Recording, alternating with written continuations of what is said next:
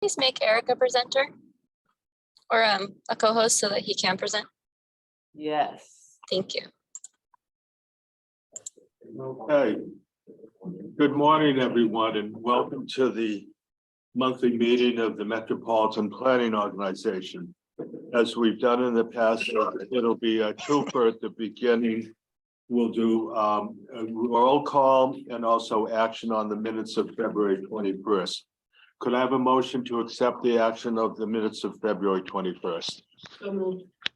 Is there a second? Are there any corrections or omissions? All okay. Sylvia, you want to do the roll call and the approval of minutes? Yes, I do. From Auburn, Paula Martzloff. Here, yes. Bedford, we have Bill Jean. Present, yes. Usually we have several more from Bedford. Did I miss anyone? Anyone virtual from Bedford? No, okay. Candia, we have Rudy Cartier online. Present and abstain. Thanks, Rudy. Chester, we have Deb Munson in the house. Here and yes. Thanks, Deb. From Derry in-house, we have Richard Tripp. Yes and yes. And online, we have Jeff Moulton Here and yes. and John O'Connor. Here and yes.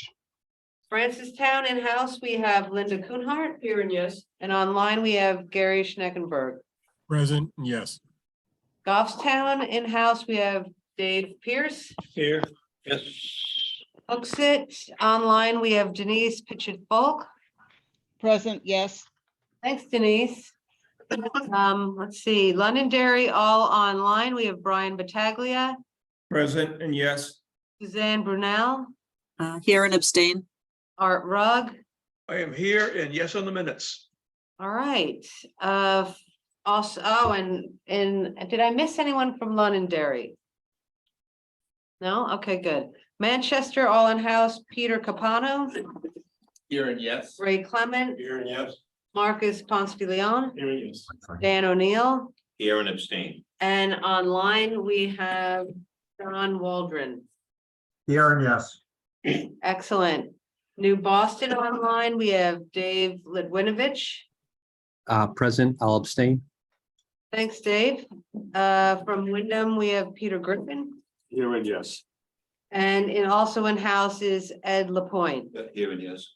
And from Bedford is here Charlie Fairman.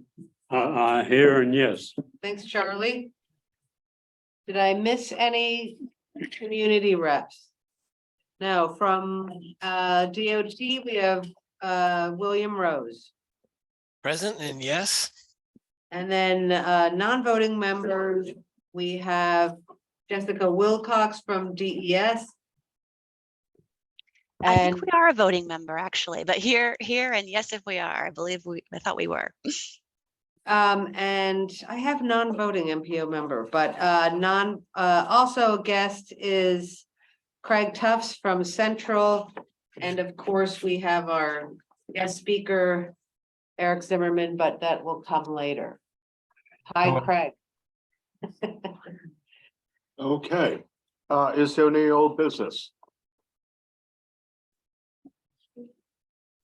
Not hearing anyone wish to speak on old business, we will move on to new business.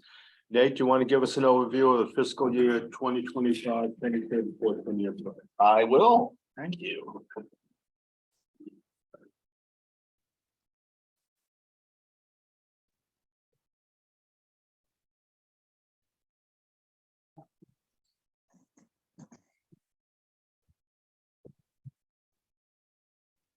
Can everybody see this in full screen mode? Online. Okay, excellent. So yeah, today is, we're gonna kind of wrap up our process for this cycle for what will become the fiscal year 25 to 34 10-year plan. Hard to believe we're thinking about things all the way out to fiscal year 2034, but time flies. Just as a reminder, we started this process back last June with solicitations for projects from our communities. We did an initial prioritization of those projects back in October and November. Since then, our colleagues at New Hampshire DOT and their internal 10-year plan committee have reviewed all of our candidate projects and provided us comments. And so today is our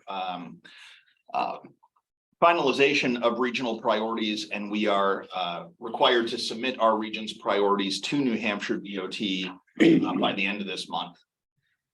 So as a reminder, and this was in your packet, your staff report in the packet back in November, we identified 4 initial project priorities to utilize our region's allocation of $10.558 million for this 10-year plan cycle.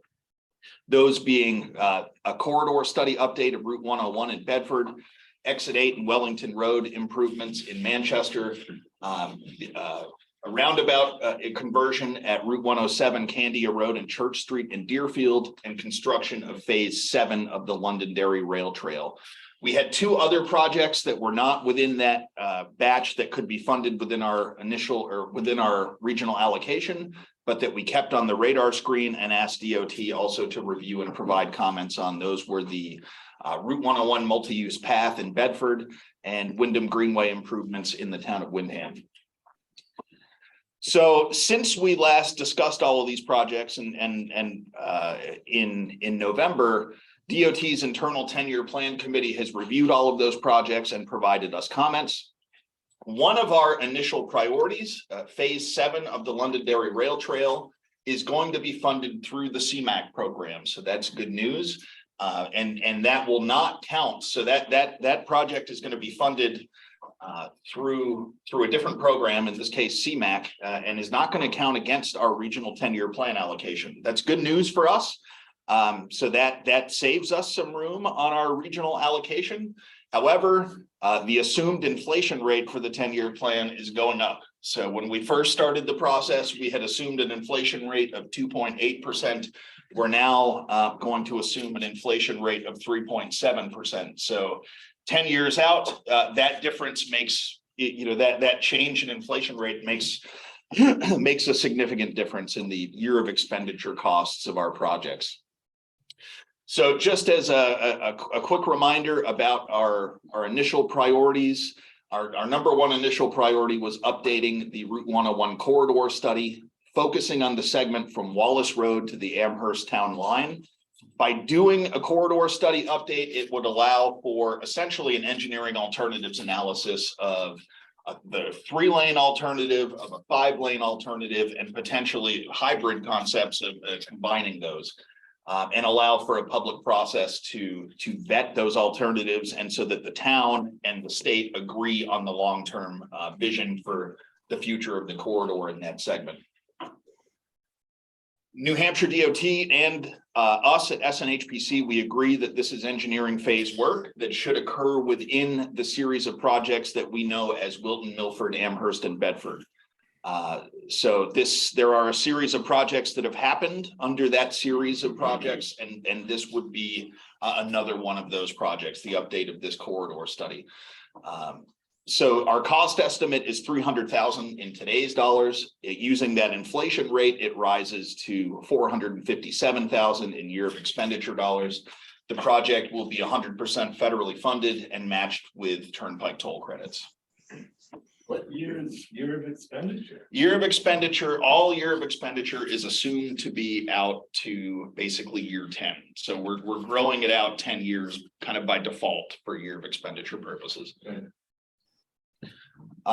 City of Manchester, this was our second initial priority. This is Exit 8 and Wellington Road interchange improvements. We looked at a lot of different ways of phasing this project. So what I show here, this is the intersection of Bridge and Mammoth Road, and then this is Bridge and I-93 ramps. So what you see in black here are intersection capacity improvements in these two, or for these 2 intersections. With this red line where my cursor is basically where the high school is. So this project would essentially see bike lanes allow for bike lanes from here to the end of the intersection improvements. We had originally scoped bicycle lanes going out to Lindstrom Lane to the east. In order to scope this project in a way that would fit within our region's allocation, we're gonna do the intersection capacity improvements first, what you see in black here, and accommodate the bicycle lanes to the end of the intersection improvements. And then the bicycle lanes could be extended east through a subsequent phase of the project in the future. So a second phase essentially of the project. So we scoped this to be what we call intersection capacity improvements with limited bicycle lanes. And that was entirely to fit within our regional allocation. So we have met with New Hampshire DOT and we concur on the scope of work and understand that the bicycle lanes may be extended east in a subsequent phase of the project. The cost estimate is 4.124 million in today's dollars. That translates to 6.427 million in year of expenditure dollars. And this would be 100% federally funded and matched with turnpike toll credits. Our third priority was in the town of Deerfield. This is the intersection of Route 107, Candia Road and Church Street. And we have scoped this project to be a roundabout conversion. So that's sort of what you see here is the conversion of that intersection to a roundabout. We had originally considered this project 2 years ago, and we assigned, we kept it under consideration in this 10-year plan cycle, and we assigned it to VHB to update the cost estimate for this 4-leg roundabout concept. DOT in their review of this project actually came in with a higher cost estimate than VHB did. So New Hampshire DOT's cost estimate was 1.948 million versus VHB's cost estimate of 1.557 million. To be conservative, we're going to utilize DOT's cost estimate. That 1.948 million in year of expenditure dollars translates to just over $3 million. So $3.029 million on a year of expenditure basis. And when this project goes into the 10-year plan, we will program it as intersection improvement at Route 107, Candia Road and Church Street to leave it a little bit more generic and not predetermine or pre-conclude that a roundabout is the appropriate improvement. We've scoped the project to be a roundabout conversion. There may be other design options that would work well or fit into the constraints. So we're leaving it a little bit more general, but still basing our cost estimate on a roundabout conversion. And roundabout may ultimately be what ends up getting constructed, but we don't want to predetermine any design solution in the scope. So the project, this one will also be 100% federally funded and matched with turnpike toll credits. The town of Londonderry, this is the final section of rail trail within the town of Londonderry. It's known as phase 7 of the Londonderry rail trail from Route 28 to the Derry town line. And we've talked about this project before. It involves the construction of a 10-foot wide paved rail trail with 2-foot gravel shoulders. The crossing of Route 28 is the trickiest part here. And so this is the Route 28 is a busy road. And so the crossing is proposed here to be a pedestrian hybrid beacon, which is similar to what you see in Goffstown for the busy crossing of. So basically, it's a user activated stoplight essentially. Stays red for 7 seconds. Yeah. Then blinking red for 15. So that it would be a similar crossing treatment to exactly to what you see in Goffstown. New Hampshire DOT's cost estimate was $860,000. That's higher than VHB's estimate for the project, which was $641,000. DOT's estimate is higher because of engineering phase work, what we call PE phase work. Generally, they're seeing engineering phase costs coming in higher for these locally managed rail trail projects, and so that was the difference was in the engineering phase costs.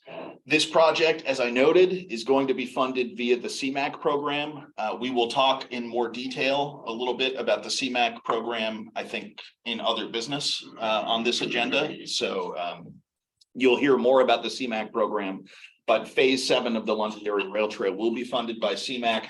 When the project is programmed for CMAQ funding, DOT will work with the town to ensure that the amount of funding programmed is sufficient to complete the project. So they will look at the funding and look at that the PE phase funding that's been proposed, and they'll work with the town to ensure that CMAQ funding is programmed accordingly as necessary to complete the project. So the additional regional projects that were submitted in this 10-year plan cycle, the Bedford Route 101 multi-use path, obviously we with $10.558 million, we can only do so much under our regional allocation. So we do have limits on our regional allocation. But that said, the ultimate plan for what happens with a multi-use path on 101 should be determined from the pending Route 101 corridor study update. There are big differences in the scope and cost of doing such a path in a 3-lane versus 5-lane alternative. So it needs to be kind of part of a bigger picture that's going to be coming out of that corridor study update. The Windham Greenway Trail improvements, again, not able to be funded in this 10-year plan due to the limits of our regional allocation, but we do think that project would make an excellent TAP candidate. And we do anticipate that 2 years from now, we will have a TAP solicitation concurrent with the next 10-year plan update, and we would certainly work with the town of Windham and encourage them to submit this project for consideration, because it is kind of a tailor-made TAP project. Lastly, we had looked at a larger project on Londonderry on Route 28 for some fairly significant capacity improvements. We recognize that project needs to be further scoped with our on-call engineer as well as the town of Londonderry in order to be a viable 10-year plan candidate. So we will do that between now and the next 10-year plan cycle, continue to discuss that project with Londonderry and refine that concept. So our proposed regional allocation, and essentially what our task here is we need to deploy our regional allocation of $10.558 million. And what we propose to do here, based on everything that we've just discussed, we recognize that phase 7 of the Londonderry Rail Trail will be funded through CMAQ. So what we propose here is to fully fund the Bedford and Deerfield projects, and then devote the remainder to the Manchester Exit 8 project. And that will result in us funding the Manchester project a few $100,000 higher than our cost estimate is, which would give them a kind of a head start towards an easterly expansion of the bicycle lanes potentially as a future phase of the project. So that is our proposal to basically fully fund Bedford and Deerfield and place the remainder into Manchester Exit 8 Wellington Road, and then recognize that phase 7 of the Londonderry Rail Trail will be funded through CMAQ. That utilizes our entire regional allocation. It's a nice mixture of projects between urban and rural projects, corridor plans, bicycle pedestrian considerations. I thank our tax subcommittee that worked with us to look at all of the projects that were submitted and develop this prioritization recommendation for you. Our TAC did meet last Thursday, and they did endorse this proposed allocation and recommend it to you unanimously. So with that, I'm happy to answer any questions, or otherwise we would certainly welcome a motion to endorse this proposed allocation and notify DOT accordingly. Any questions for Nate in-house? I have one question. Toll credits. Yep. What do you mean by that? How is that affected? I'll explain it I'll do my best to explain what is a fairly complicated thing in about 30 seconds or so. But basically, when you pay a toll on the turnpike system, the state collects that cash. They spend that cash on improvements to the turnpike system that would have otherwise been eligible for federal aid dollars. And so every time the state raises funds and spends those funds on projects that would have otherwise been federal aid eligible, the federal government appreciates that and they incentivize that. So for each dollar that's spent, the state accrues turnpike toll credits. Those turnpike toll credits are not cash. There's no spending power to a turnpike toll credit. However, what it allows is it offsets the match requirement that would have otherwise been required. So it effectively lifts the federal participation rate by offsetting local match requirements. So Hey, I think I had sort of the same question. So is that, I can't, I'm not understanding how it can be 100% federally funded with the match by the toll credits. You say we have so many toll credits that result in 100% funding? Correct. Okay. Any additional questions in-house? Yes, It's matched dollar for dollar. I believe so, yes. So for every dollar, I believe that's the case. I believe that every dollar the state raises and spends on its own on the turnpike system on projects that would have otherwise been Fed aid eligible, they get a toll credit approval. And there is tracking and accounting of the toll credits that happens both at the state and federal level. okay, The bucket of money for toll credits is so big, the state can never empty it. You know, even if they spend money on all like these projects and other legitimate uses of toll credits, but the bucket is so big, they can never empty it. until the legislature passes a bill and said, no, you can't use toll credits, so. Well, not to sidetrack us, but I would just note that in the Infrastructure Investment and Jobs Act, there is a new pilot program at the national level that will allow states to sell their toll credits to other states for cash. Wow. And so it is a distinct possibility in the future that New Hampshire sells some of its toll credits to another state that has cash. And that other state, presumably the value of the toll credits would be less than face value of $1, it'd be some fraction of $1. But by doing that, the states that have cash can buy toll credits and match more federal dollars for the same amount that they otherwise would. And New Hampshire can convert some of those non-cash assets of toll credits into cash. Are there questions from those calling in? You may want to stop sharing. The question over there. I have a question.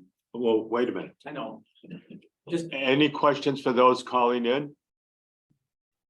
No? Okay, yes, go right ahead.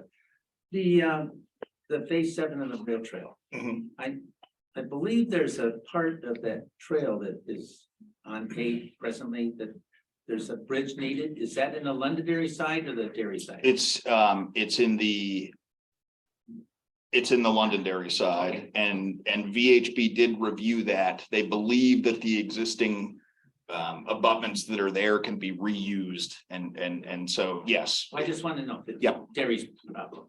Nate, there were a series of meetings that happened in Milford, I believe, relating to this same project in Bedford. Did you get any input, or did anyone get any input of what might have occurred at those meetings? I do, so there are a couple of projects in the 101 series, what we call the 13692 D and E projects. Those are taking place or likely will take place in Milford and Amherst respectively. Mhm. Those are obviously both of those communities are outside of our region. There was some feedback, I believe, in Milford about whether or not a median buffer versus a physical separated median. So basically, a median barrier versus a median buffer would be preferred. And so I think that was one of the items that was discussed and has been discussed at some of the recent public meetings. This is looking at the next segment in Bedford. So we are focused primarily on Bedford's section of the corridor. I understand that, but there have been public meetings. This was the extension of that, correct? This is part, so the original 101 corridor study encompassed Bedford, Amherst, Milford, and Wilton. So the implementation projects that come out of that are happening throughout those 4 towns corridor. It happens to be that DOT is preparing projects right now in the Milford and Amherst sections of the corridor. This is proposed to be another project in that same series, but focused on updating. Thank you. Okay, could I have a motion to adopt the final regional project priorities? So moved. Is there a second? All those in favor, please raise your hands. Yes. All those, any opposed? There is a hand raised. Is John? John. The John O'Connor opposed? Oh, yeah, he was raising his hand to say aye, I think. Okay. Any opposition?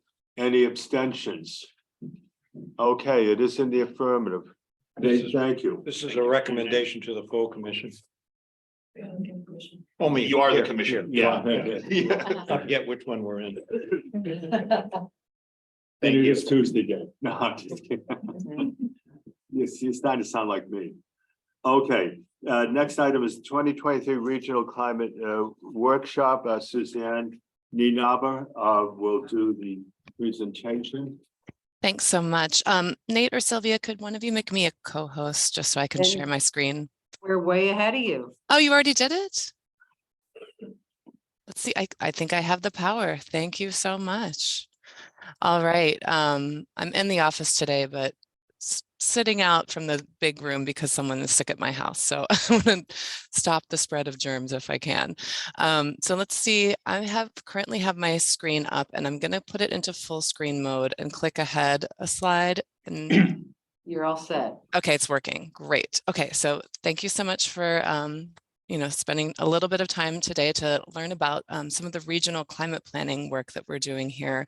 There's a lot of exciting things happening over the next few months. So I wanted to take a few moments to kind of fill in the Commission on all of the activities that are happening and highlight a few key opportunities for getting involved. So before I dive in, I always like to start with vocabulary, because for people who are not immersed in kind of climate planning on the day-to-day, there's a lot of different words that kind of get used and misused. And I think it's always good to just reflect on what our focus is for this current moment. So 3 words you'll see a lot are mitigation, adaptation, and resilience. When we talk about climate mitigation, that's really about mitigating and reducing greenhouse gas emissions. We want to do what we can to slow the speed and the pace of climate change. When we talk about adaptation, that's really about anticipating what's coming down the line and taking action now, taking action on the ground to reduce our risk due to climate events. And then when we talk about resilience, that's a little bit more holistic, really thinking through across sectors, how can we survive and even thrive in the face of all of the changes we're facing due to climate change. And I wanted to highlight these because for the next, few months or so, we're going to be really focused on this adaptation section. I'll show one more visual that I like, and it might be helpful to other folks as well. And this one comes from the Union of Concerned Scientists. Basically, they're saying, climate change is upon us. It's happening very quickly. There will always be some type of resilience gap because we can't predict the future, right? So we can't always be preparing for things we don't know are coming down the line. But that there are 2 things that we can do to minimize that resilience gap. One is to look at adaptation and make some changes on the ground today and really prepare ourselves for those changes. And the other is mitigation. Let me just admit somebody. And mitigation is, again, reducing our greenhouse gas emissions and slowing the pace of climate change. What are we worried about here? So in the Greater Manchester region, our really number one biggest concern in terms of climate change is heavy flooding, right? We're going to see a much more significant increase in heavy precipitation events. And we're talking about 1 inches, 2 inches, 3 inches in a day. With that higher risk of flooding, infrastructure vulnerability is a crucial concern, right? We have a lot of places that are low lying, where we have culverts, we have stream crossings, and where we could have infrastructure failures that are going to have negative consequences for us in terms of our economy, our ecology, just quality of life for the region as a whole. I want to highlight a lot of work that's already been done by SNHPC. So in 2020, this group published the Regional Vulnerability Assessment, and this was a very, very rigorous piece of work that tackled, really looking at all of the stream crossings in our region. Where do we have culverts? Where do we have small bridges, places that might be vulnerable to flooding? So through a lot of effort from Zach and other folks, on our team, we were able to map a large number of stream crossings in the region, set up a framework for assessing their level of vulnerability, and really, I think, give us a very strong base for understanding the existing conditions in the region and putting us in a position to start taking some climate action as a region. So when I came on board, and those of you know, I'm relatively new to SNHPC, but I've been here since November, and I've been really excited to dig into this climate work. For our current scope that's really focused on, roadway adaptation, kind of break it down according to three major goals. Number one, we're working on expanding our technical analysis. So we're looking at the region, we're making sure we are mapping the vulnerabilities for all federal aid eligible roadways in the region. We also are thinking a little bit beyond stream crossings to look at steep slopes, to look at where roads might be in the floodplain, look at things like fluvial erosion, where a riverbank may be shifting and could compromise a roadway. And we're also starting to think we're kind of zooming out our lens. So rather than focusing on individual sites, we want to think at the corridor level too, because there are instances where a change that happens, a washout of one particular culvert could have very significant impacts downstream. The second goal is to provide some practical implementation guidance. And with that in mind, one important thing that we're working on is a roadway adaptation toolkit. I'm doing a deep scan of a lot of different resources. We want to get some insights from a lot of different folks who are kind of working on the ground in our communities.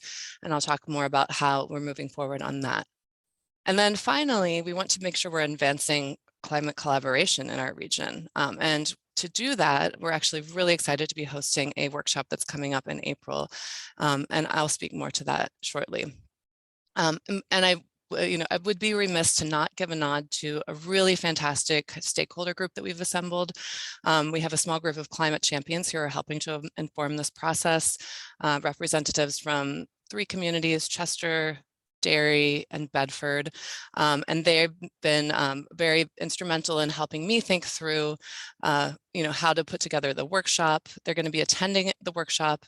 They're going to review the draft roadway adaptation toolkit as it comes together. And in case you're feeling left out, there will be more chances to get involved. So I'd love for folks in this room who are interested in climate work and have an interest and a passion and inclination to get involved, to please feel free to reach out to me. I'll have my email posted at the end.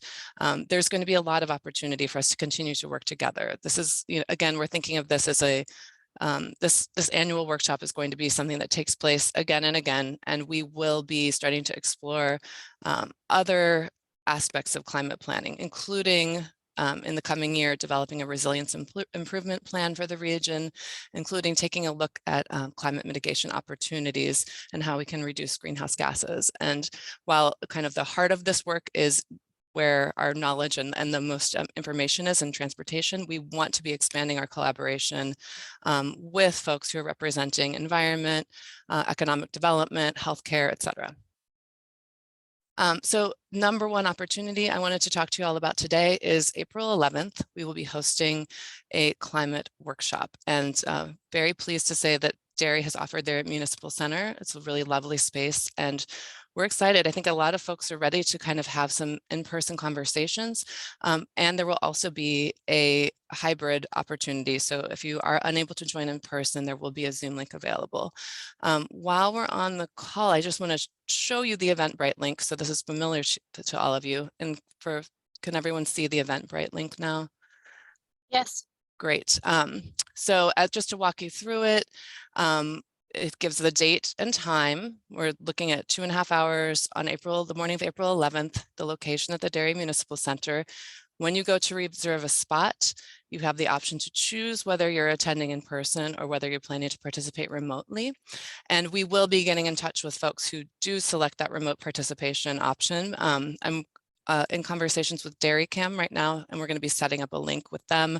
So they will also be recording, and we'll have like really great technological support on that day as well. And there's a little bit of a description of the workshop, and I'm really pleased to say we have some fantastic speakers lined up, and I just wanted to flag that for you as well. Just to give you a high-level overview of the day, we have Eva Burke from Federal Highway Administration, who will be giving a mini keynote and kind of offering a national perspective and highlighting some really crucial and exciting funding opportunities that are coming online. So I think there's a real significant and important goal of getting municipalities and getting people aware of what's possible in terms of tapping resources to address roadway adaptations. We also have a really fantastic group. The next 4 folks, Megan Butts, Dr. Josias, Matthew Thorne, and Dave Walker, are going to be on a panel where we'll talk about collaboration from a lot of different perspectives and what it takes to really make on the ground changes that will help our region adapt to climate change. So I won't go into a lot of detail, but this is a great, fantastic group. And in addition to that, we will be, let me just keep on moving a little bit, there will be opportunity for interactive conversation. So there'll be some networking at the beginning. We're going to have some small group breakout sessions towards the end. And we're also going to be going into kind of great detail looking at some of the menus of adaptation strategies that I'm putting together for the toolkit that's in development. I wanted to highlight, and hopefully folks are seeing this anticipated participation slide. I wanted to highlight who we've invited so far in case this sparks your insights about other people we want to bring to the table. We've sent around emails to town planners, public works, road agents, town administrators. I'd love for TAC and MPO representatives to kind of definitely be a part of this conversation on the 11th. We've gone back to our original contact list from the 2020 vulnerability assessments. So we've actually gotten in touch with some folks from police, fire, and other agencies that were involved in that particular publication. And then we're starting to do some outreach to statewide agencies and organizations, especially since we do have a hybrid model for this event, that we're finding that there are folks interested in other communities and they want to listen in. So here's the list of kind of our current outreach scope. Again, really welcome your insights if there are other groups that you think might be interested in joining us. And then finally, just to give you a snapshot into where we're headed with this draft menu of roadway adaptation strategies. I've been pulling together an extensive resource list, and honestly, the more people I talk to, the more this continues to grow. I won't read these, but this gives you a snapshot of some of the resources and publishers that, and different types of organizations where I'm really perusing the kind of documentation that already exists in the world. And I will say that the menu of adaptation strategies is really, all the strategies are kind of falling along the lines of 5 broad approaches: design and engineering, environmental interventions, operations and maintenance, outreach and collaboration, and then data analysis, policy, and planning. We're also kind of thinking about, well, what scale are we looking at with each of our strategies? Is it really focused on a site, a particular culvert? Are we looking at a corridor level of intervention? Or are we reflecting on some broader systems change that needs to happen? So at the workshop, we will be kind of pulling out that menu of strategies, getting together with, folks from neighboring communities, folks maybe with a different perspective, and digging into that list and seeing what we think is going to be most effective for us in our communities. So I'm really excited to get people kind of get their hands dirty, really dig into this work and weigh in and see how that helps our toolkit evolve. And with that in mind, one other piece of the toolkit that I want to flag is that we would like to be able to include some case studies where we're actually taking the menu of strategies and working with communities to think through in detail about what applications would be most effective for the vulnerable corridors in their community. So just wanted to flag it for this group. I think that if you think this might be of interest, we would do a lot of the labor kind of on the front and back end. We would be pulling all the data we can on a vulnerable corridor in your community. We'd be facilitating a small work session, maybe 60 to 90 minutes with some key stakeholders from your community, planning, public works, environmental groups, conservation commissions. And basically we'd do a work session where we take the menu of strategies and we'd look at detailed aspects of your corridor and think through application. And then we'd write that up and hopefully have something that would be useful for your town or for your community, as well as something that would be a great reference point for inclusion in the toolkit that would help other municipalities really think about what on-the-ground implementation might look like for them. So I wanted to flag that as an opportunity. Again, my contact information is up here. I'm also in the office and wear a mask if you want to swing by over to our area after today's meeting. And that's all I have for today. Other questions? Thank you, Suzanne. Other questions for Suzanne in-house? What time is it? I couldn't see the screen that close. Suzanne, what time is the conference? Oh, sorry. It'll start at 8:30 on April 11th. All right, thanks so much. Well, wait a minute. Any questions for Suzanne, Colleen? Suzanne, can you stop Oh, sharing? sure. Of course. There we go. There you go. Yes, please go right ahead. Hi, thank you for that, Suzanne. I was wondering when that Eventbrite link might be coming our way. Yeah, I think I sent it out to everybody probably 2 weeks ago. I'm going to do a new refresher this week. So check your Okay. inboxes this week. If you don't hear from me, like by the end of the week, definitely let somebody know because maybe it's falling into spam or something like that. Okay, thank you. Additional questions? Sure. Yes. Have you seen any action on towns based on that assessment from 2020? Are they using that information to do any planning or anything? I think other folks from this group might be better positioned to answer that I don't question. know, that may be a question for the commission more than for you, I'm sorry. Please go ahead. I do know that Francistown worked to make that 2020 thing happen. And although the road agent in his head knew a lot of things he wanted to do, it was really helpful for him to show other community members why he was targeting what he wanted to target. And so we've done a lot of repairs that he knew we wanted to do, but having that 2020 report allowed us to prioritize for everybody in the community to say, yes, we should spend that bunch of money here. So we've been picking away at it. It has been very helpful. I haven't seen any action in Bedford reacting to that at all, but. Same thing's happening in Gulfstown with our Department of. Yeah, working, but they may be, and I wouldn't know it. Any additional questions from those individuals calling in? No. I just have a comment. Suzanne, when you're thinking of replacing culverts, sometimes the culvert may be of historic value.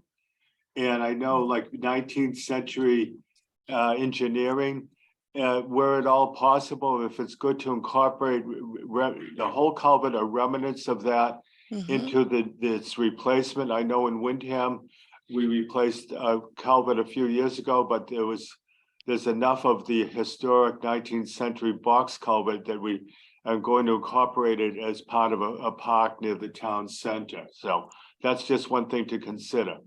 Any questions? Suzanne, thank you so much. This was great.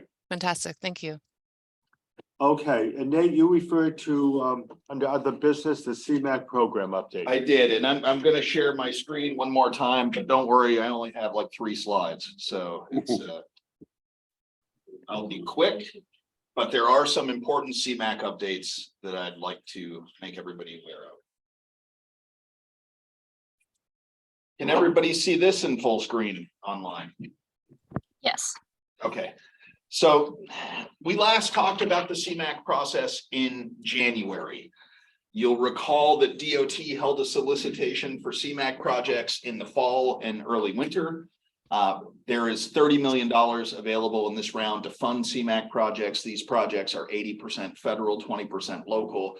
Applications were due on January 6th, and you may remember at the January meeting that we reviewed 11 CMAQ applications. We provided an overview of 11 CMAQ applications in the region. If you recall, those applications really were in kind of 2 bins. There were non-electric vehicle related project applications, those being sidewalks on Old Bedford Road in Bedford, Londonderry Rail Trail Phase 7, City of Manchester's Mammoth Road traffic signal improvements. DOT Bureau of Traffic is looking at 3 corridors for traffic signal improvements, 2 of those in our region on Route 102 in Londonderry and Route 111 in Windham. And then there were 7 EV related applications. The town of Derry, 2 different applications for Merchants Auto Group for their 2 locations in Hooksett, their headquarters, as well as their dealership. 2 different locations for Nuria Energy Retail. These are fuel stations. gas stations and convenience stores, one in Londonderry and one in Windham, and then 2 different applications from Revision Energy for chargers at grocery stores in both Bedford and Manchester. I think it's the Hannaford in Bedford and Market Basket in Manchester. So we had non-EV applications and EV applications. So what's happened since January is DOT has announced that they intend to fund all of the non-EV projects in the state, provided that the projects are eligible and that the projects result in a positive air quality benefit. That means for our region, we do anticipate that the Bedford, Londonderry, Manchester, and DOT Bureau of Traffic projects will all be funded. DOT has also said that they will continue to review the proposed EV related projects. There was some federal rulemaking that's been released a few weeks ago that they are digesting. And so it is their intent to move forward with those EV projects at some point in the future, but they recognize that some of those projects may be appropriate for other sources of funding. So there's the National Electric Vehicle Infrastructure Funding Program, there's the Carbon Reduction Program. In some cases, depending on the application and where the chargers are proposed and the eligibility of the chargers, it may be appropriate for another funding source other than CMAQ to advance those projects. So that's part of what they're investigating with all of the different EV applications at this point. So because of the decision to fund all of the non-EV projects and temporarily defer the EV projects for further research, we no longer need to prioritize our regional CMAQ applications. That's why we didn't have an update last month about this or a prioritization recommendation. We don't need to do that at this point. We are still responsible for conducting the air quality analyses for all of the non-EV projects to demonstrate that they do have air quality benefits. We are just about wrapping up that work. So at this point, we fully expect that all 4, the town of Bedford, Londonderry, Manchester, and the DOT projects all will have demonstrated positive air quality benefits. So we're dotting the I's and crossing the T's on those air quality analyses as we speak. We'll be submitting those to DOT this week, and so we do expect that all of those are going to demonstrate positive air quality benefits. So I just wanted to give that brief update because it's significant, and it's good news for the region that all 4 of those non-EV projects are going to be funded, and that there is a path forward for the other EV related projects in the future. So, any questions for Nate in-house? Yes. So the air quality improvement is measurable? yes, it is. Yeah, there are, the Federal Highway Administration has different toolkit calculators based on emissions factors and all sorts of things. There are different toolkits for bicycle pedestrian projects versus signal optimization projects versus transit projects. And so we have been running through those toolkit calculators to quantify. We have to quantify the exact emissions reduction for each of the projects. It's one of the federal thresholds for CMAQ projects. So yes, we do have federal tools to quantify those. When is the anticipated timing of these projects? My understanding is that the projects, all the CMAQ projects, will be included in the draft 2025 to 2034 10-year plan that goes out to hearings this fall, and that the earliest these projects could start at the local level is fiscal year 2025. That's encompassing both the EV projects and the ones that you're planning. The non-EVs we know will be included in the draft 10-year plan. The EV ones are still yet to be determined. DOT is doing homework on those. So the non-EV ones, we know the earliest that those will start are potentially fiscal 25, the first year of the next 10-year plan. The EV ones, we'll see. We don't have all the answers yet. DOT is going to need to be working on those over the coming weeks and months. Government didn't come through for what they were requiring for the EV. Like they said, okay, we're gonna have EV. We can't tell you how come you haven't applied for. Yeah, there was a substantial final rulemaking at the federal level that affected all of the administrative aspects of how to procure EV chargers and administer EV charging infrastructure. And that was just released a couple of weeks ago. So that's one of the factors at play here is DOT needs to make sure that they are proceeding in accordance with the final federal rulemaking on EV charging infrastructure. So are there questions from individuals calling in? No, seeing anyone wish to speak? Thank you, Nate. I started Yes, already. I'm sorry, did see you. So with that being said, with all the entangles because of the process, is it possible they end up in this 10-year plan, or are we talking the next 10-year plan for the EVs? I think it's theoretically possible they end up in this 10-year. DOT has stated it's their intention to move forward with those. They're just trying to figure out how to thread which needles. I think, you know, my term, but they have stated that it's their intention to ultimately move forward with the EV applications if they're deemed to be eligible. They need to look at the eligibility of each individual application. But I do think there is a path forward for all of the eligible EV projects. Are there any other business topics we need to discuss? Not seeing anyone wish to speak, could I have a motion to adjourn the MPO, please? So moved. Is there a second? All those in favor, please raise your hands. Aye. All those opposed, abstentions, it's unanimous. Thank you. I'm going to call to order this meeting of the New Hampshire Planning Commission. As always, we will do the combo platter, taking a roll call and also approval of minutes. Could I have a motion to approve the minutes of February 24th, please? Second. Multiple seconds. Are there any corrections or omissions? Okay, Sylvia. Take it away. From Auburn, we have Paula Martzloff. President, yes. Bedford, we have Charlie Fairman, President, yes. Bill Jean, President, yes. and online Danielle Ivanzik. Present and abstain. Thank you. From Candia, we have Rudy Cartier online. Present and abstain. Thanks, Rudy. Chester Deb Munson. Present and yes. Derry in-house, we have Richard Tripp, President, yes. and online Jeff Moulton. Here and yes. Thanks, Jeff, and John O'Connor. Present and yes. Thanks, John. Francistown, we have Linda Kuhnhart, Here and yes. and online Gary Schneckenberg. Present and yes. From Goffstown, we have Dave Pierce, Here. and online Jacob LaFontaine. President and yes. Thanks, Jacob.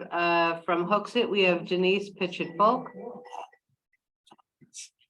Denise still here with us?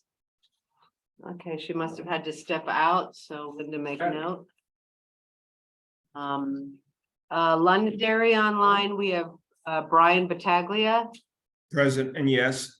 Suzanne Brunel, Here and abstain. and Arthur Rugg.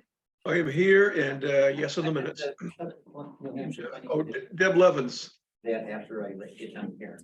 Sorry, came in late. Present Deb Levens. Yeah, that's right. I saw you, Deb.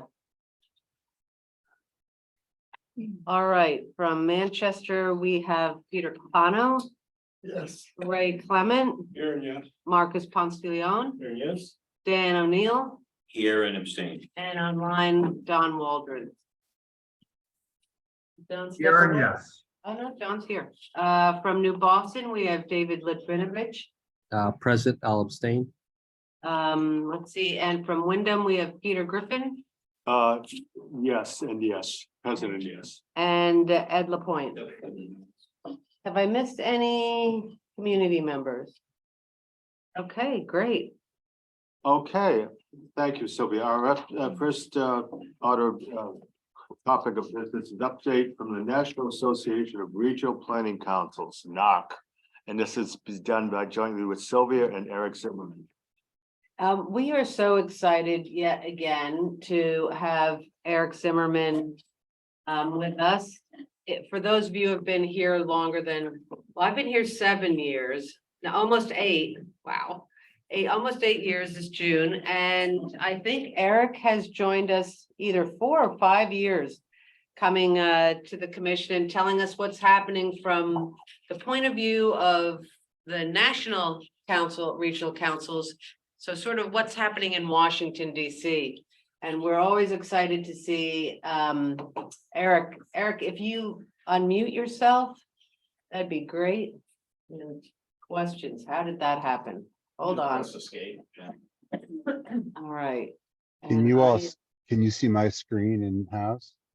Right now, it is not in presentation mode, but we do see your screen. It's got, so the, there we go, that's presentation mode. Excellent, excellent. Well, thank you so much for that introduction. I am certainly pleased to be here with you once again.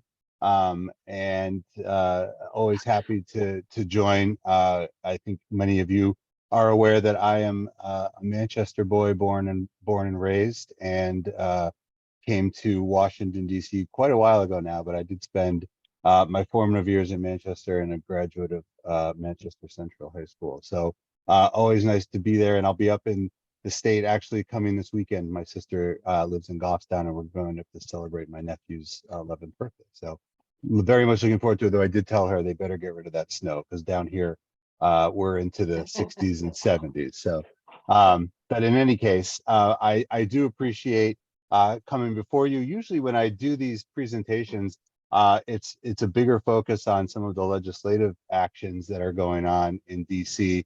And this time around is a little bit different because the focus ever since the passage of the Infrastructure Investment and Jobs Act, and to some extent also the Inflation Reduction Act, which just had an unbelievable number of programs in each of those for transportation and a much broader range of issues beyond that. The implementation of that has been just an enormous piece of what we've been focused on. So I'm going to do a little bit of a look back, a look at the present, and a little bit of a look ahead at some of the things that I'm focused on now, and hopefully sheds a little light, perhaps sparks some interest in a couple of the programs that I think are upcoming, and then we'll go from there. So I thought for a minute, take a little bit a step, back to the future, a little bit of time travel.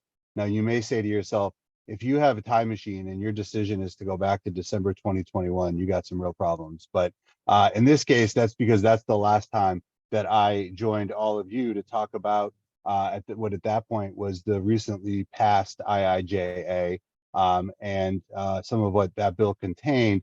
And at the time, we talked about the $1.2 trillion in total spending in that bill, including $550 billion in new spending, and a lot about this idea of formula funding versus discretionary funding. Formula funding being the funds that come through things like CMAQ, where every region gets a known portion of funding that then they can commit to different projects. But the IIJA had a really tremendous and historic amount of discretionary funding, funds that are distributed based on a region or a community applying for those funds, and having those reviewed, and then a select number of them receiving funding for the projects that they applied for. And just in transportation alone, the IIJA had over $100 billion in funding for these discretionary type programs. And I think one of the things that we've sort of learned over the time that this bill has passed, and then, what I highlighted here, this is from that presentation last time, was the increase in the formula type funding that goes to states and localities and regions. And the real importance, and this is an opportunity for me to sort of bang the drum on the real importance of this formula type funding. These are very historic increases that we saw under this legislation, but I think a lot of the attention and excitement around the IIJA was really around some of the discretionary programs, but those are a bit more of a sort of hit and miss. And so, again, like I said, sort of banging the drum for this formula funding. The discretionary funding is great if you get it, but there are, what we're finding is a great number of communities that really aren't appropriately resourced to access the funds that come through these applications. The applications themselves, of course, take resources to put together, whether that's generally staff time or even the ability to have enough staff to do that type of work. And then in some places, local match can also be a real challenge on some of these applications. And so that sort of brings us to the present, where what you, I think, in New Hampshire certainly have witnessed is, none of this is to argue that the IIJA isn't and won't be transformative, because I think it absolutely has been. There's been tremendous increases in available funding. Our friends at ARTBA, the American Road and Transportation Builders Association, put together a state-by-state overview of the impact that this legislation has had. And you can see, just tremendous increases in funding coming into the state of New Hampshire for projects. 206 projects started as a result of the transportation bill. And then down at the bottom, that's, New Hampshire has been the recipient, as far as I could tell, and this was confirmed by the ARTBA data, of only one of the discretionary grants, and that was for the city of Berlin. So, again, certainly transformative, lots of new projects that have been started as a result of this, but at least in places like the state of New Hampshire, and I think you'd find others where it's similar, the real transformative nature of this has been the funding coming through the formula programs that is then distributed either by the state, the localities, or the regions. And you can see this is another way of sort of outlining the tremendous increase in funding that we've seen going to transportation programs and projects as a result of the IIJA. You can see those last three bars. The one on the farthest right is the proposed, is the amount that we can expect in FY24 starting next year. But for the preceding 2 years, just really significant increases in the available funding going into these types of projects. So the USDOT, to sort of bring us to present moment on some of these discretionary programs, the USDOT, by my count, has 106 programs that they list on their website that are supported by funding in the IIJA. Many of those, but certainly not all of them, actually have been through a first round of distributions. So there's actually a number of programs, even though we're now coming up on a year and a half into the program, that have not yet been distributed funding for those programs. We do have a number of programs that are gearing up for a second round of funding, but it's important to keep in mind that many of these programs will have 5 rounds of funding because that's the length of the IIJA. So there are still ongoing opportunities for future discretionary funding. And so I did want to touch on, let me finish this. And one thing I'm hearing across the country, and I'm always interested to hear the experience of different regional organizations and elected officials and how they're approaching especially the discretionary grant programs under the IIJA. But what I'm hearing, frankly, is still kind of a surprising amount of uncertainty among regional organizations. And this is really in communities that are large, multi-million population down to much smaller organizations. Still a lot of questions about deciding what programs to pursue given that list of 106 potential program areas. Of course, not all of those are eligible for every level, but still it's a really tremendous number of programs to sort of parse through. Some uncertainty about what projects to try and get funded, and really questioning in some cases whether it's worth the investment of time and staff time and money to apply for some of these. So as I said, it's always interesting for me to hear the experience of folks. If anybody has anything they would like to share, I'd be happy to hear that as we get to the Q&A at the end. But I did want to point out a couple of projects. All of this is not to say that I think that the discretionary grant programs aren't of value. I think they absolutely are. I just think they're a little bit trickier in that they do require that sort of upfront investment in order to access some of these funds. But I did want to go through a few that I think are of particular note. I'm going to start with the Thriving Communities program, because this program was actually created after the passage of the IIJA in subsequent appropriations legislation, basically acknowledging and recognizing the significant challenge that comes to especially smaller communities, rural communities, in applying for some of these grant programs. And so what they did is provided some some funding to allow for communities to basically ask for help under IIJA, ask for technical assistance and technical resources, and then separately has a component where providers of technical assistance have also applied to help those communities that ask for assistance under this. And so I point this out, the applications are closed for this round of this year. And so, but it is something worth considering in the future, assuming that hasn't already, you haven't already applied for that.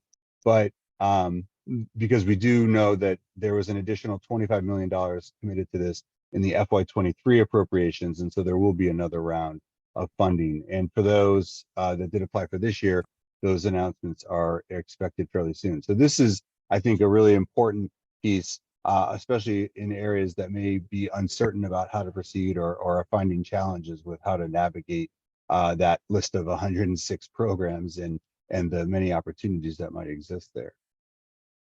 A second grant program that is currently on the street, I think relates closely to some of what Nathan was addressing with some of the EV type projects.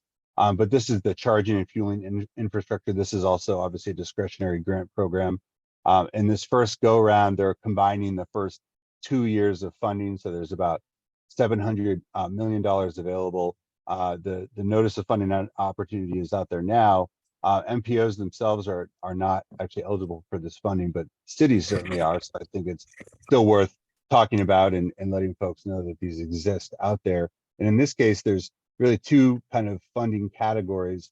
The first one being the one I think is most applicable for local communities, which is the Community Charging and Fueling Grant Program. And that's intended to be for charging, EV charging technology, as well as alternative fuel, potentially alternative fueling facilities in areas that don't exist on a highway or other significant transportation corridor. So this might be for areas that have multifamily housing, which is an area where it tends to be challenging to put in chargers, or other similar areas such as that are sort of more community-based than they are corridor-based. So again, this is an ongoing program taking applications now for projects. And then the last one I'll highlight, which also relates to some previous information that you received or has some relation to it, is the Climate Pollution Reduction Grants Program. This is actually an EPA funded program, and we are working closely with the National League of Cities and the National Association of Counties to get information out to regional organizations as well as cities and counties to let them know about this project. This is basically providing funding for planning grants during this for a number of climate reduction type activities. And the reason I wanted to raise this one today is the way that this is structured. It's a little interesting. There's $1 million going to each of the 67 largest metropolitan statistical areas in the nation, and then money going to each state. However, in the case where a state fails to apply,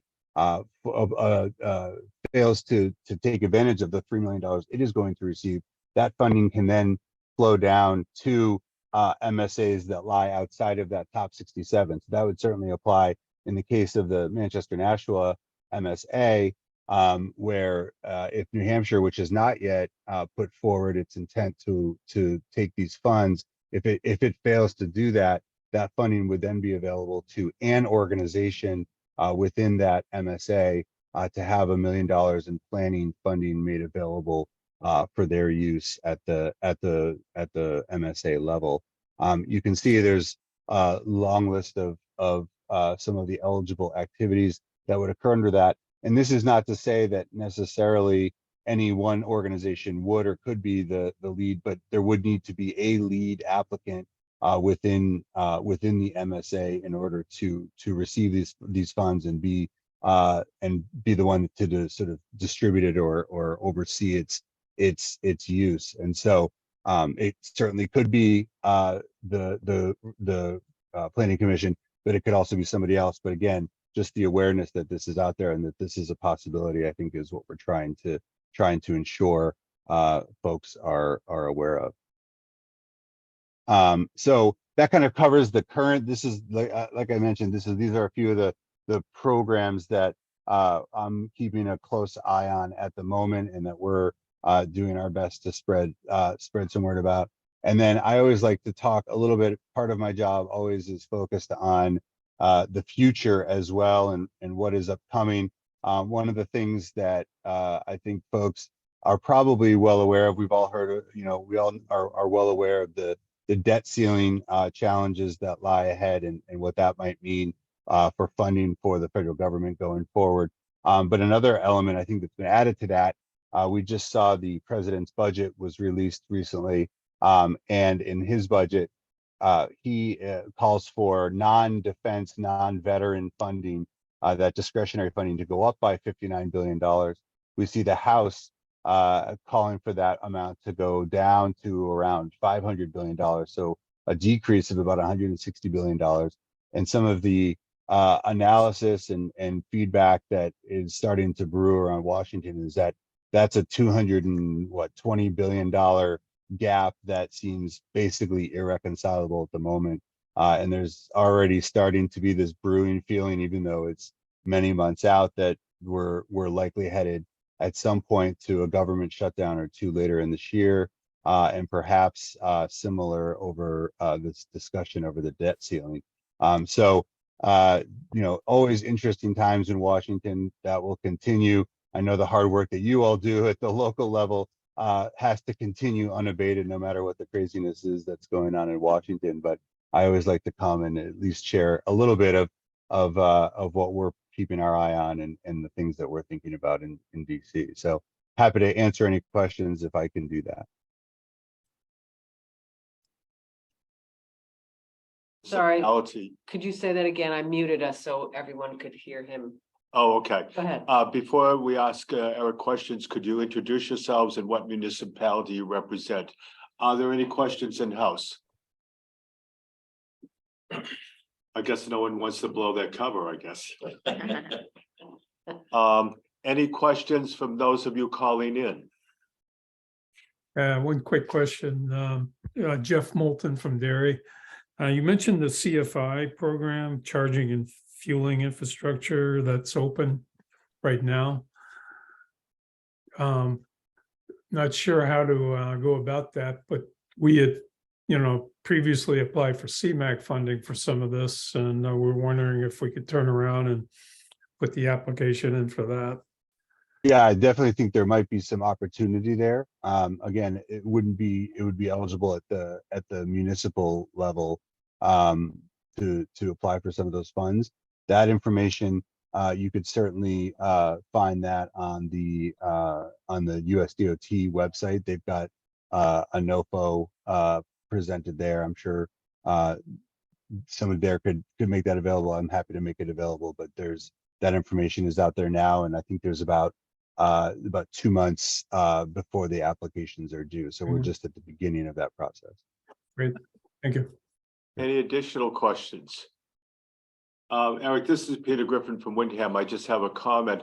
Your background is very businesslike, but are you really sitting in a lounge chair by the ellipse under the cherry trees?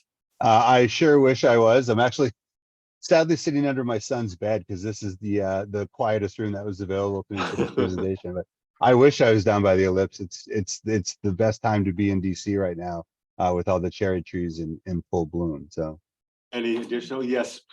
Dan O'Neill from Manchester. Eric, can you tell everyone where you went to high school? Oh yeah, Manchester Central, proud graduate in 1994. So always nice to get back there. Eric, I don't see anyone wishing to ask questions. Eric, thank you so much. This is always good to hear from you. Excellent. Thanks so much for having me. I really appreciate it.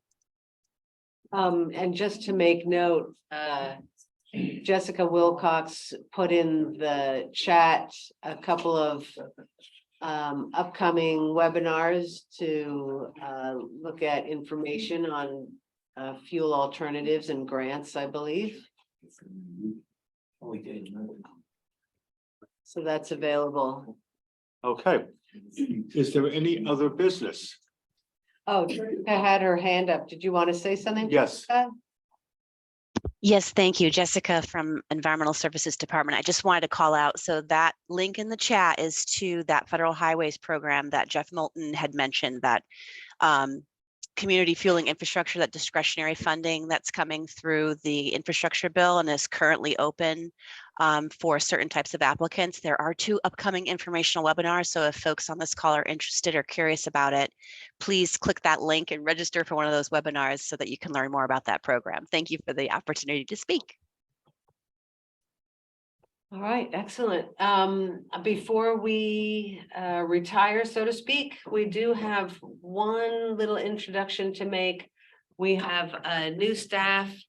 Why don't you introduce yourself, Dave? Hi, David Hilton, new regional transportation planner here at Southern New Hampshire. I've been here just a little over 2 weeks. Worked the previous 16 years down in the Greater Lowell region for the Northern Middlesex Council of Government as a transportation planner and a sealer of weights and measures for 7 communities in that area. Nice to meet you all. Very good. Welcome aboard. Is there any other business? I'm seeing Cam has his hand up. Yes, thank you. I just wanted to let everyone know that the Southern New Hampshire Planning Commission's Regional Housing Needs Assessment is on our website. And I believe we are looking for comments because at the next commission meeting, we will be looking to have the commission adopt the housing needs assessment. So if you haven't, please go take a look. Send us any comments you have. You can reach me, Sylvia, Tammy, or Zach, and we'd be happy to talk through any comments you may have. So thank you. Thank you, Cam. Any other business? How insightful are the commissioners today? Do you have any comments, things you'd like to provide for us? Calling in? No. No one. I heard a red-winged blackbird this morning. I'm very excited. Oh, I've been. harbinger of spring. Okay. I have one thing. Last week, I saw a presentation by a lady from UNH. I don't have her name in front of me, on climate change effects on New Hampshire. And her focus was not on infrastructure, although it was on economics, specifically to ski resorts and how it's going to affect that part of our economy. It was very interesting. A couple of definitions. I never knew mud season definition. I grew up on a dirt road. Mud season was very real for me, but it's officially defined as the period of time from snow melt to tree canopy. And I never knew that there was an official definition of mud season. So that was interesting. She had a lot of statistics, a lot of information. She goes around, talks to schools. She's an associate professor or something. So she can do a presentation on just about any level. But it was very interesting, something we might want to talk about. And I have the contact information. That's good. Thanks, Charlie. Any, That'd be great. any commissioners calling in with insights? Suzanne. No insight here, just a plug. Town of Londonderry is looking for a town planner. We currently do not have one. So if anyone knows anyone who is interested, we are currently operating without an official town planner. I can assure you, Suzanne, none of our staff. Are in- None of them. Sorry, I was not directing that to any staff. And please stay away from all the other towns. Yeah. Sylvia has demanded any new staff fill out a ironclad non-compete clause. Thank you. Anyone else? Boy, you're vocal today, all of you. It looks like Gary said he thinks that the presenter that Charlie heard may have been Mary Tempone from the geography department. Could that be it, Charlie? I'm sorry, I didn't hear. Gary from Francistown, he wrote in the chat there. I Yeah, think just put it in the that- chat. I think that was Mary Tempone doing those presentations. She's the department chair at UNH and of I don't think geography. that was the person, but I think it's right. It was no, that's not her, but there was Okay. there's another part of that organization probably. Yeah, she is the state climatologist and Yeah. not one of her. the jobs of the state climatologist, and I had an office next to the one out in Michigan State, is to talk about, climate issues and how they affect various local economic conditions. So whomever that is might be a good person to be in touch with. Okay. Thank you all for tuning out today. Is there a motion to adjourn? So moved. Is there a second? Multiple seconds. All those in favor, raise your hands. Opposed, abstained, it's unanimous. Thank. Good meeting. On time. Making up for last. So long, everybody. Thanks, everyone.